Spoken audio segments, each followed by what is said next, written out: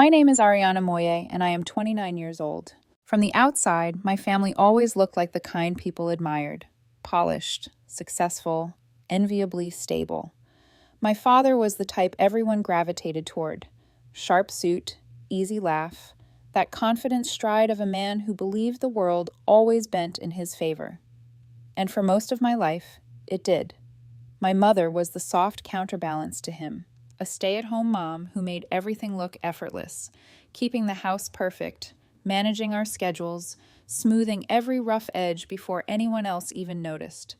She was the kind of woman people described as the backbone of the family, but only when she wasn't in the room to hear it. Growing up, I thought the world made sense because she held it together with quiet strength. My brother and I had everything we needed: warm meals, a spotless home, a mother who showed up for every school event while Dad claimed he was stuck at the office. Even as a kid, I sensed something off about the way she always tensed when the phone rang late at night, or how she stayed awake until Dad walked through the door. But I convinced myself it was just marriage stress, nothing more. Kids lie to themselves easily when the truth threatens the only version of family they've ever known. Looking back, the signs were everywhere: Dad coming home smelling faintly of unfamiliar perfume, the way he'd adjust his tie and reset his expression the second he stepped inside. My brother Evan used to watch him with a kind of admiration that bothered me even then. He mimicked Dad's tone, Dad's opinions, Dad's dismissive way of brushing aside anything that wasn't convenient. I used to think he was just bonding with his father. Now I understand it was something darker: idolatry mixed with dependency. 2 years ago, the illusion shattered. The truth arrived without warning, like a glass bursting from the inside. Dad had been having an affair for 8 years. 8 years. My mother found out before I did, and I will never forget the sound of her voice when she told me it wasn't anger, it wasn't even heartbreak. It was devastation, layered with humiliation. A woman who had given up everything: her career, her independence, her youth, to support a man who dismantled her life with ease. While I rushed to her side, trying to make sense of what we had all missed, Evan reacted in a way no one could have predicted. He sided with my father, not reluctantly, not confusedly. He stood next to him like a loyal lieutenant defending a general. He called our mother weak, dependent, a housewife who should have seen it coming. Those were his exact words, words that landed like a slap across the face, not just to her, but to me. It didn't sound like my brother. It sounded like my father speaking through him. Mom stared at him as if he had physically ripped out a part of her history. She had survived years of emotional neglect, but nothing had prepared her for her own son to echo the cruelty of the man who betrayed her. And it didn't stop there. Evan practically moved in with Dad and the mistress, Celia, within weeks. He acted like she was the new matriarch, laughing with her in photos he posted online, smiling in restaurants where our mother once sat. The kind of betrayal that doesn't just hurt, it corrodes. Meanwhile, Mom's life collapsed silently. No savings, no income, no safety net. Her entire identity had been wrapped around holding our family together, and now she stood in the ruins of everything she'd built. But even in the pain of those early months, she surprised me. Instead of surrendering to despair, she forced herself to start over. She enrolled in classes, sitting among students half her age, determined to rebuild what she'd been told she no longer deserved. I'd find her late at night at the kitchen table, textbooks open, eyes red, not from exhaustion alone, but from the grief she tried so hard not to burden me with. She never complained, not once. But I heard her crying behind the bathroom door more times than I can count. Somehow, she made it. Piece by piece, she reconstructed a life for herself. She earned certifications, stepped into the corporate world again, fought her way back into financial stability. Watching her rise from ashes she didn't create was both inspiring and heartbreaking. It also taught me something I hadn't fully understood before. Strength isn't always loud. Sometimes it's the quietest person in the room who survives the storm. Through all of this, Evan remained absorbed in Dad's world. Weekend barbecues with Celia, new clothes Dad paid for, a lifestyle built on betrayal but wrapped in comfort. He acted as if history had been rewritten and Mom had never existed, as if loyalty was something purchased, not earned. But beneath their shiny reunions, I sensed something brewing, something tense and unfinished. Dad started meeting lawyers more frequently. Evan asked strange questions about property, investments, future plans. Mom had no idea what any of it meant, and I didn't either, but I couldn't shake the feeling that my father was preparing for something permanent, and Evan was desperate to be included. I didn't know it then, but that tension, those small, unsettling moments, were warnings of a much larger storm waiting to break open. When my father died suddenly a couple of weeks ago, I felt emotions I didn't know could coexist inside a single person. There was grief. Of course there was.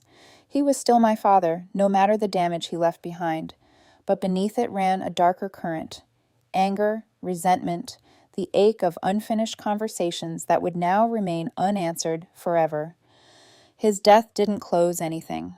If anything, it opened a door to questions I had avoided asking for years. We weren't close when he died. I had distanced myself from him, and especially from Evan, after everything.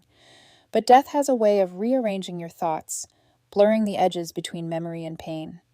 I spent days wondering whether I had been too harsh, then remembering exactly why I stepped away. The funeral didn't bring clarity. It brought tension.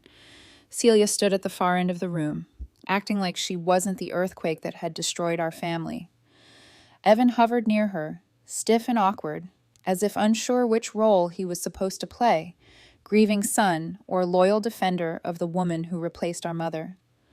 I caught him glancing at me, then quickly looking away, as if eye contact would force him to confront the truth of his choices. Quiet conversations rippled among distant relatives. I heard he changed his will recently. He seemed very secretive these last months. Something with lawyers. No one knows what he planned. Their whispers slithered into my thoughts like smoke. I remembered those secret meetings with attorneys, the hushed phone calls he took in the garage. It made sense now. Something had been in motion long before he died. A week later, the will was read. Mom and I sat together, her hands trembling slightly, even though she tried to hide it. When the lawyer announced that neither of us would receive a single penny, not even a sentimental item, it didn't feel real at first. It felt like someone was reading the wrong document, or a cruel joke was unfolding. But no, it was intentional, purposeful. My father had erased us completely. I expected Mom to break down, but she didn't. She inhaled slowly, blinked once, and nodded. There was pain behind her eyes, but not the collapse I feared. She wasn't the same woman who fell apart 2 years ago. She had rebuilt herself with bruised hands and sleepless nights, and she wasn't going to let him destroy her again, not even in death. Later that evening, while we sat at her dining table drinking tea, she simply said, "I survived losing him when he was alive. I won't crumble now that he's gone." I didn't know whether to cry or hold her tighter. In an unexpected twist of fate, she was even helping me buy a home, something that would have sounded impossible just 2 years earlier when she had nothing. Watching her sign paperwork and negotiate like someone who had reclaimed her life, piece by piece, made me feel proud, but also protective. She had finally found her footing. I didn't want anything to shake it, but of course Evan found a way. It started with a missed call, then 2, then 3. By the end of the day, I had 10 notifications. Calls, texts, voicemails, even a long email. At first I thought he just wanted to talk about the funeral. Maybe share some memories, maybe apologize for the years of silence. But when I finally opened his messages, something felt off immediately. They were too emotional, too polished, too perfectly structured, almost like he had been rehearsing them. "Ariana, I'm so sorry. I made mistakes. I misjudged everything. I want to fix things between us. Please call me back." It didn't feel like him, not the version of Evan I had known these past years, the one who looked down on our mother, who called her weak, who moved in with the woman who helped destroy her marriage, and especially not the version of him who hadn't cared when she had nothing. Still, there was a small part of me, a foolish, nostalgic part, that remembered the brother I used to have, the one who taught me how to ride a bike, the one who sat beside me during thunderstorms when we were kids. I didn't want to ignore him completely. So I asked him a simple question: why now? He dodged it at first. Apologies, excuses, vague admissions of guilt, but none of it explained the timing. None of it explained why he waited until after Dad's death, after the will, after the truth was set in stone. I could hear the strain in his voice in one of the voicemails, a thin layer of panic covered by forced remorse. "Ariana, I don't want to lose my family." Family? Where was that sentiment when Mom lay awake at night, crying over a life shattered by the two men she loved most. Mom's reaction surprised me. She was open to hearing him out. "He's still my son," she whispered softly, as if trying to convince herself. "Maybe he regrets everything. Maybe he's trying." I wanted to believe her. I did. But something about Evan's tone, his timing, his sudden desperation, it all gnawed at me. The funeral whispers, the will, the way he avoided my gaze that day, like someone carrying a secret that was too heavy to hide. Something wasn't adding up, and I had a feeling we were about to find out exactly why. A few days after I replied to Evan's messages, something happened that neither Mom nor I could have anticipated. It wasn't Evan who reached out next. It was Celia, my father's mistress, the woman who helped tear our family apart, the woman my brother chose to elevate above our own mother. She messaged my mom on Facebook, not me, not Evan, my mother. Mom called me immediately, her voice trembling in that unsettling way that happens when she's trying not to panic. "Ariana," she whispered, "Celia just wrote to me." For a split second, I thought it had to be a scam, or a cruel joke, or maybe a mistaken identity. But then Mom read the message out loud, her voice tightening around every word. "You better beware of your son. He's a greedy little man." I felt my stomach drop. Mom, still trying to give people the benefit of the doubt even after everything, replied calmly, "What do you mean? What's going on?" And that's when Celia decided to unload the entire truth like she had been waiting for someone, anyone, to finally listen. It turns out Dad had left his entire $1 million fortune to her, every single penny. Not a split, not a conditional arrangement, not even a sentimental keepsake left for us. Just Celia. And as much as it hurt, a strange, icy clarity settled over me. So that's why Evan was suddenly trying to reconcile. That's why his texts read like a script, written by someone terrified of losing something. He wasn't grieving, he wasn't healing, he was scrambling. Mom sat frozen as she read through Celia's long string of messages. She had placed her phone on speaker, and the more Celia explained, the more surreal it became. According to her, Evan had been harassing her every single day since the will was executed. Calling, texting, threatening legal action, demanding, no, insisting that she give him 80% of the inheritance as compensation. He claimed Dad had promised him money, that he was entitled to it, that she owed him. But the most shocking part wasn't that he was begging. It was that Dad had intentionally and explicitly ensured Evan would receive nothing. Celia said Dad went out of his way to make the will airtight. Lawyers, witnesses, written statements, everything documented. It was so thorough that even she seemed stunned by the extent of it. Then came the words that made both Mom and me fall silent. "Your husband told me he didn't trust Evan with money. He said he was irresponsible, spoiled, always looking for shortcuts. He said Evan had become the kind of man he didn't want to reward." It felt like hearing a stranger describe my brother, but also not. Because if I was honest, I had seen it. The entitlement, the arrogance, the way he latched onto Dad's confidence like it was a lifeline, the way he dismissed Mom's sacrifices with cruel ease. Mom's hands shook as she scrolled through the screenshots Celia sent. Long stretches of messages from Evan, alternating between begging, guilt-tripping, and full-blown threats. And suddenly, every apology he had uttered in the last week made perfect, devastating sense. None of it had been about us. None of it had been remorse. He hadn't even been trying to repair relationships. He had simply been trying to secure a backup plan. "You need to be careful," Celia added at the end. "He's desperate, and desperate people can be dangerous." Mom didn't speak for a long time after that. She sat at the dining table, clutching her mug so tightly I thought it might break. I knew she wasn't just processing the betrayal, she was reliving it. All the wounds my father left behind had reopened in an instant. "I don't understand," she finally whispered. "How can he do this again, after everything?" I didn't have an answer. That evening, while Mom quietly tried to gather herself, Evan's messages to me started changing. The tone shifted. The remorse vanished, replaced by impatience, then irritation, then something bordering on anger. "Ariana, why aren't you answering? We're family, don't ignore me. You're acting like a child." And finally, the one that made everything click. "You know I'm supposed to get something out of this. I can't believe Dad actually... Never mind, just call me back." Never mind? No. I minded. He had slipped, and the slip revealed everything.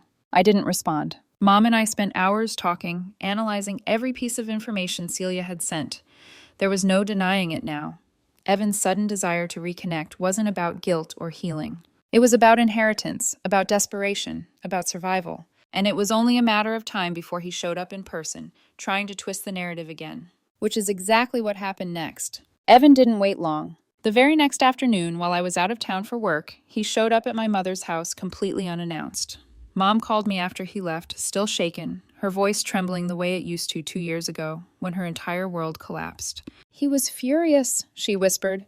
"He kept saying Celia lied. He said she was trying to turn us against him." I could picture him, pacing, frantic, trying to reclaim control of a narrative that had already slipped from his hands. But Mom, who once broke into quiet pieces during every confrontation, did something she'd never done with him before. She didn't back down. She told me she stood there, arms crossed, steady as a wall he couldn't push over, and she asked him a single question. "If everything Celia said is a lie, does that mean you don't want your father's money?" Mom said the silence that followed was almost painful. For the briefest instant, Evan's mask slipped. His jaw clenched, his eyes darted away, and his voice faltered. The truth was right there, visible without him saying a word, but instead of admitting anything, he doubled down with the same stubborn denial he inherited from Dad. "I came here to fix our family," he insisted, "not to talk about money." But Mom saw the truth. This time, she wasn't blinded by hope. She wasn't the woman who had begged her husband to stay. She wasn't the mother who once prayed her son would grow out of his father's shadow. She was someone rebuilt. She told him exactly how his words had crushed her years ago, how calling her weak wasn't just disrespect, but a betrayal she had carried in silence through every class, every job interview, every late-night breakdown. She told him she would not allow him to rewrite history to soothe his guilt. He had no answer for any of it. Eventually, he stormed out, slamming the door behind him, but not before delivering his trademark tears, those dramatic, loud sobs that once made her crumble. Not anymore. By the time I returned home the next evening, I barely had time to put my bags down before he came for me too. He pounded on my door until I opened it. His face was wild, anger tangled with desperation, the kind of look someone gets when their last lifeline snaps. "You turned her against me," he yelled, stepping inside without being invited. "You and Mom are doing all of this behind my back. I know about the house. Don't pretend I don't." The way he said it, the house, as if it were some grand betrayal, not a gift from a woman he had abandoned emotionally years ago. I stared at him, stunned. How did he even know? Was he prying, asking around, monitoring us? The thought made my skin crawl. Mom must have sensed something because she showed up minutes later. Evan followed her back to her place like a storm cloud chasing the sun. He was waiting when we got there, pacing the living room like he owned it. The confrontation escalated fast. He accused her of favoritism, accused me of manipulation, accused us both of taking advantage of her new success after he and Dad carried the family for years. Mom looked at him with a calm I hadn't seen in a long time, almost sad, but firm, resolute. "You didn't carry this family," she said quietly. "You benefited from it." Evan froze. "You sided with your father when he betrayed us. You called me weak. You called me a burden. And now that he's gone, you want the support you refused to give." She stepped closer, voice steady. "I raised a child who can take care of herself. I will not apologize for helping her when she never turned her back on me." Her words didn't shout, they cut. Evan blinked fast as if the ground beneath him had tilted. Then the tantrum came, yelling, pacing, fists clenched, tears forcing their way out as though emotion alone could undo the choices that brought him here. A few neighbors peeked through their blinds. One stepped onto her porch. It didn't stop him. If anything, the audience seemed to fuel his desperation. He wanted someone, anyone, to validate him. But no one did, not even Mom. When he finally realized neither of us was going to feed the chaos, he stormed off into the night, leaving behind a silence that felt heavy and final.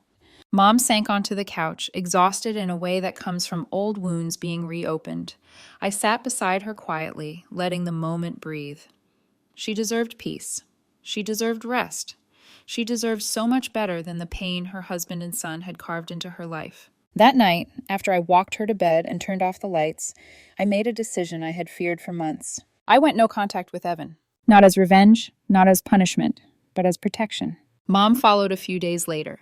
She cried while doing it, not because she doubted her choice, but because letting go of a child, even a toxic one, hurts in a place deeper than bone. We're still healing from the fallout. Some days are quiet, some are heavier, but we're moving forward, slowly, deliberately. Mom has even begun looking into therapy. She's hesitant, unsure, not accustomed to receiving support instead of giving it, but she's open to the idea, and that alone feels like a fragile miracle. As for Celia, strangely, I've found myself grateful to her. Her honesty, however unexpected, saved us from walking blindfolded back into another betrayal. She didn't owe us anything, but she still gave us the truth that finally set the record straight. A week after everything settled, she reached out one last time. Not with drama, not with warnings, with something else. Ariana, she wrote, your father left behind a letter for you. I didn't think it was my place to send earlier, but I think you should have it. A sealed envelope arrived in my mailbox the next morning. I haven't opened it yet. Maybe I will someday, maybe I won't. For now, Mom and I are painting walls in our new home, choosing furniture, letting light into rooms that once held shadows. This is the first time in years our life feels quiet enough to breathe, and we're not going back.